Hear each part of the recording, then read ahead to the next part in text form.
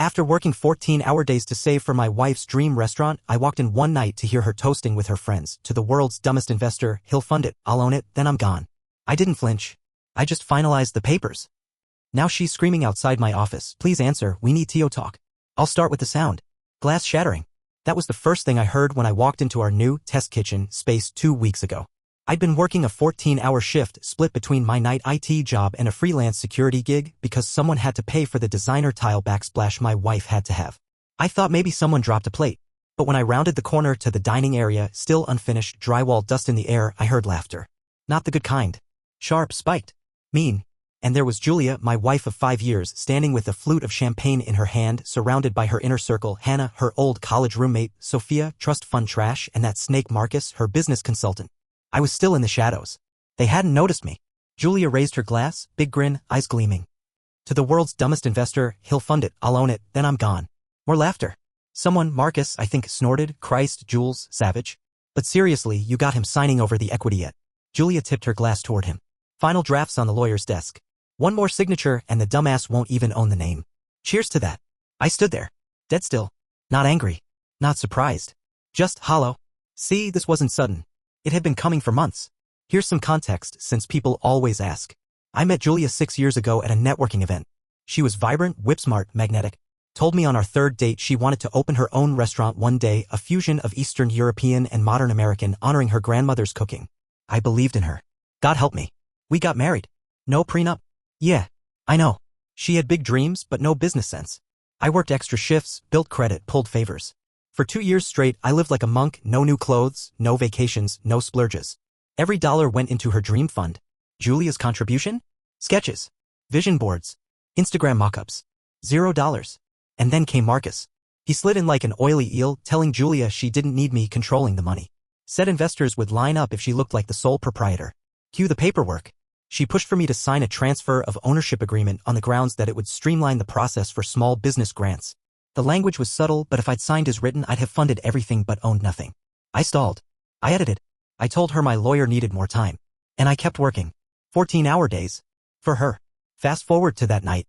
I stood in the dark corner of that damn restaurant I'd bled for, listening to her brag about screwing me over. I didn't step in. Didn't say a word. Just backed out, left the building, sat in my truck. And smiled. Because what Julia didn't know. I'd already finalized the papers. Just not the ones she thought. Here's where it gets fun. About 2 months ago, I got suspicious. She was pushing harder for me to sign the equity streamlining contract. The timing felt off. So I called an old client, a forensic accountant I'd helped with a corporate data breach last year. Told him everything. He dug. Turns out Marcus had been helping Julia set up a shell LLC, one that would own the restaurant IP, brand, and equipment. The kicker? They were planning to fund it with my own transferred assets. In other words, once I signed, they'd drain the account, shove me out, and I'd be left holding the personal guarantees on the lease and loans. $327,000 of debt. So I moved first. Over the past month.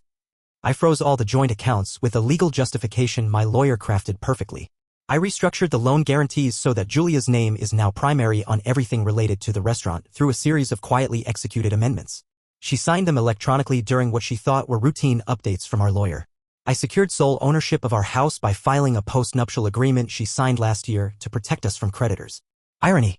I withdrew my pending signature from the restaurant's LLC formation documents. Meaning legally? The entity doesn't even exist in an operational capacity yet. In short, she owns the debt. I own the house. This morning, after another 14-hour shift, I emailed her. One line. I won't be funding the restaurant. All financial ties are severed. Please have your lawyer contact mine for further communication. I also attached screenshots, audio recording included, of her little champagne toast. Legal? Maybe not. Useful leverage? Absolutely. And now? I'm sitting in my home office. She's pounding on the door downstairs. Screaming. Please answer. We need to talk. You don't understand what you're doing. Don't ruin this for me. Text count so far, 19. Missed calls, 11. Marcus, silent. Coward. I haven't answered. Because the truth? I finally see her for who she is. And I'm done bleeding for someone who'd gut me for a quick win. She wanted me to fund her empire? Now she owns the debt. And me? I own the silence. Edit 1. For those demanding, yes, I have a rock-solid paper trail. Lawyer says I'm in the clear. Not revenge. Just defense. Edit 2. No, I'm not letting her back in the house. Legally, it's mine now.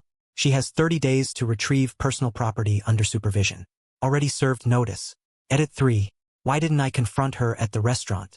Simple. I wanted the game to finish first. You don't show your hand when your opponent's still laughing. You let them bet the house first. Update 1. First, holy hell. I didn't expect this to blow up like it did. Between the DMs, comments, and people asking for receipts. I hear you. I'll get to all of it. But first, here's what's happened since the initial post. Buckle up. Timeline. 36 hours since the email. Julia is officially unhinged. After I sent the one-line email severing financial ties, I locked my home office door, shut off all push notifications, and just waited. She must have read it within minutes. First it was texts. Polite at first. Babe, can we talk? Why are you doing this? I don't understand. We can fix this, please, just pick up. Then voicemails. More frantic. You're making a huge mistake. We've worked too hard for this.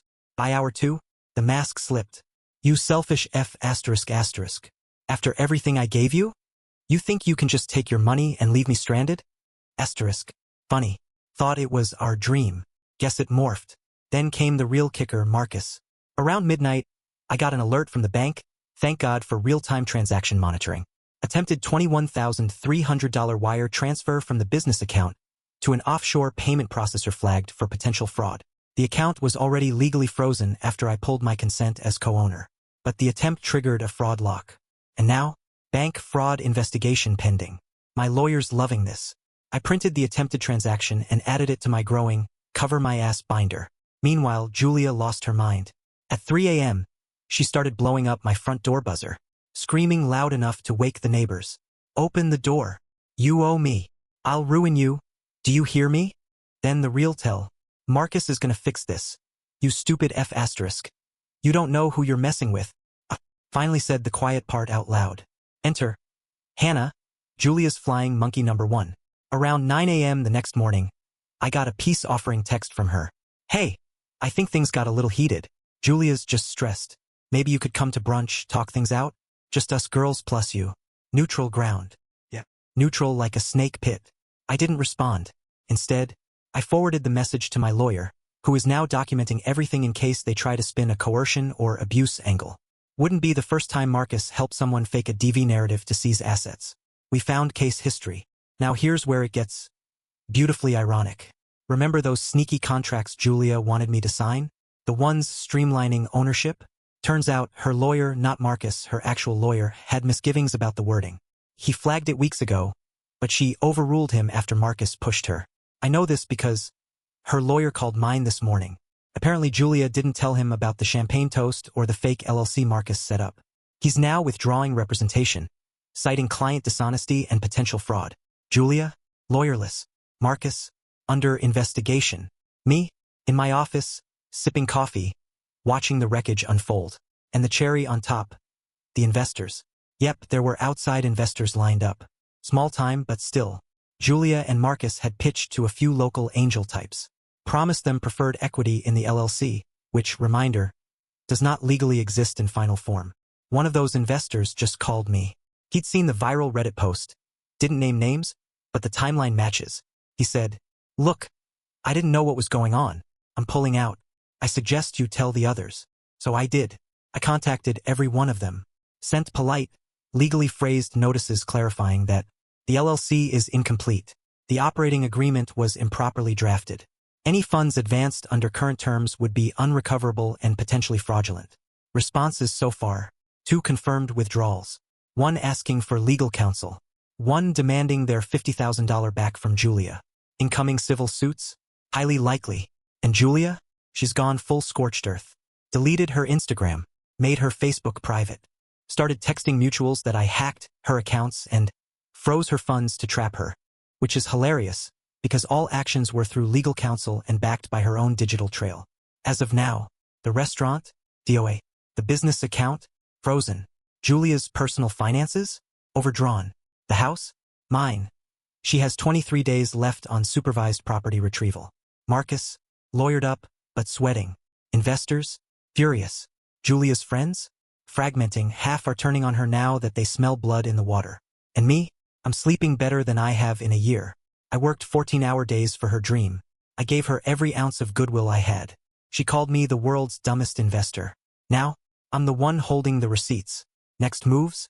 Julia's family just got wind of the situation. Her brother DM'd me. WTF is she doing? Marcus is under financial review. His LLC history is sketchy as hell. And tomorrow, I meet with the lead investor's attorney. They want to pursue joint action against both Julia and Marcus for attempted investment fraud. Final thought. I used to think love meant sacrifice. That believing in someone meant ignoring the red flags. Now, I believe in paper trails. I believe in waiting for your moment. And when it comes, don't blink. Edit 1. Yes, I will post an update after the investor meeting. This is far from over. Edit 2. No, I am not taking Julia back. Ever. Don't care how many apology tours she starts. Edit 3. To the 12-year-old Redditor who PM'd. This is better than TV. Kid, focus on your homework. But thanks.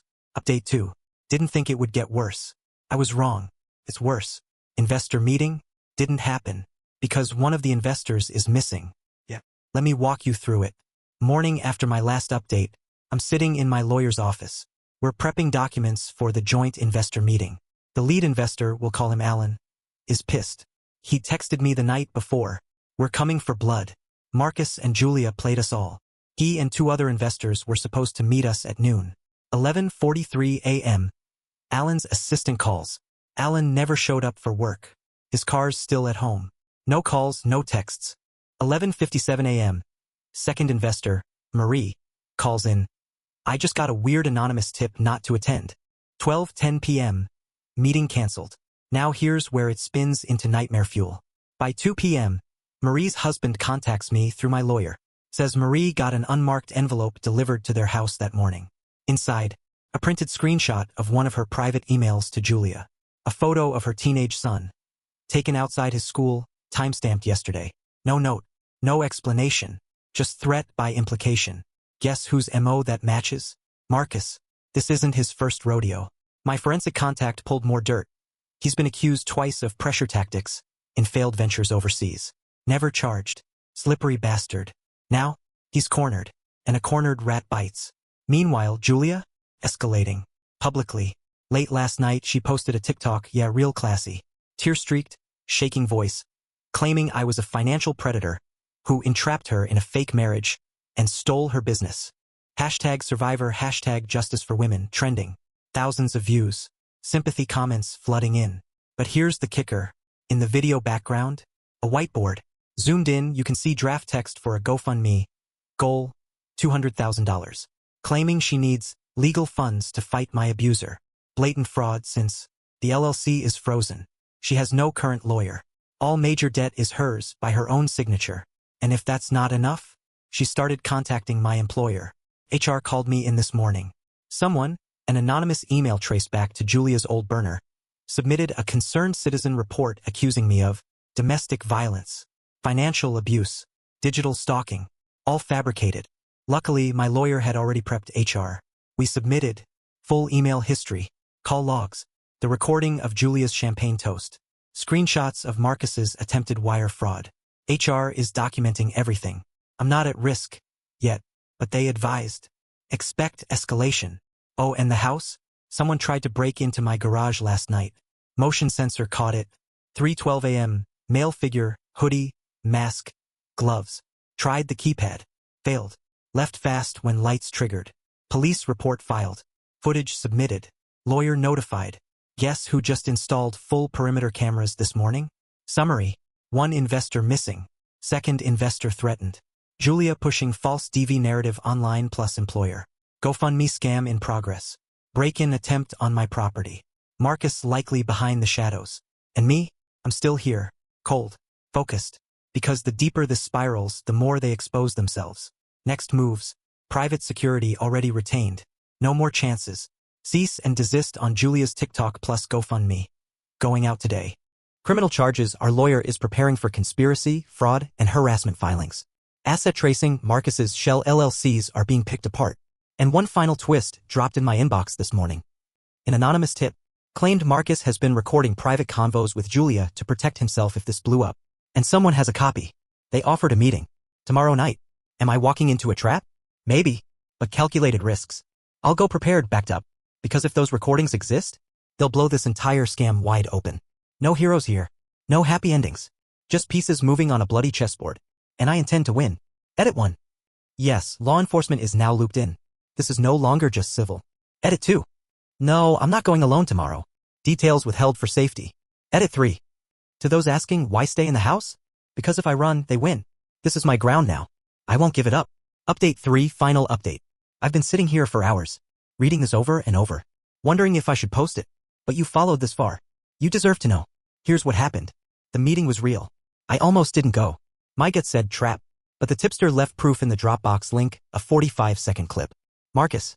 Julia. Clear as day. Marcus, if he doesn't sign, we bleed him out legally. You plant DV, I get my guy to start a paper trail. Simple. Julia, and if that doesn't work? Marcus, we find softer pressure points. Family. Work. Make it so he wants to sign. That was all I needed. We set it up. Neutral location, a downtown parking garage. My lawyer's PI team shadowing nearby. Police aware, standing by. 8:57 p.m., I arrive. No Marcus. Not in person. A courier. No name. No conversation. Just handed me an unmarked envelope and walked. Inside. A USB drive. A burner phone. One line of text. If I go down, she burns first. The tapes were worse than I imagined. Over 2 hours of audio. Julia bragging to Hannah about faking old injuries for photos. Setting up the GoFundMe as early war chest. Planting anonymous tips to my employer. Coordinating the garage break-in attempt, just rattle him. And the darkest part. Marcus, if the investors get noisy, we can do what we did in Prague. Julia laughing, God, that was fun. Per guy's still missing. Marcus, collateral damage. You want this bad enough, you get your hands dirty. Suddenly, Alan's disappearance didn't look random. We acted fast. PI team scrubbed the drive, metadata checks out. Burner phone linked to Marcus's known alias. Full package handed to police same night. 2 more investors now in protective custody. And Julia? Blindsided. She showed up at my house the next morning. Banged on the door, screaming. You set me up. Where did you get it? I can explain. We were just talking. Neighbors filmed the whole thing. Viral within hours. Police arrived minutes later. She was served with restraining order. Notice of pending criminal charges, wire fraud, conspiracy, harassment. Cease and desist for online defamation plus GoFundMe fraud. Marcus? Gone. Vanished overnight. But now a full federal warrant is out. Interpol pinged. As for me? I should feel victorious. I should feel relief. But I don't. Not really. Because here's what no one tells you. When you peel back the mask, when you win, you're left staring into a pit. A part of you changes. Hardens. You stop trusting smiles. Stop believing in apologies. Stop wanting to hope. Final outcomes. Julia facing multiple charges. Career over. Marcus on the run. Likely hunted soon. Investors, civil suits incoming. My house? Secured. Full surveillance now. My job? Safe. HR is backing me 100%. But the cost? I haven't slept more than 3 hours in days. I check locks 5 times a night. My phone buzz makes my stomach clench. Last night, I got one more message. No sender. Just text. You think this is over? It never ends clean. So yeah, I won the battle. But the war? Maybe it never ends. Epilogue. Lawyer says this will drag for months. Court dates. Depositions. Media circus maybe. I'm preparing for it. Because when you face down monsters, you either break, or you become colder than they are. I've made my choice. Final edit. To everyone who followed, who sent support, thank you. This is my last post on this. No happy ending. No healing. Just truth. And the scars we live with. Stay sharp. Stay safe. And if you ever hear a toast like the one I heard, run. Or sharpen your knives. Because monsters wear pretty faces. And smiles hide fangs.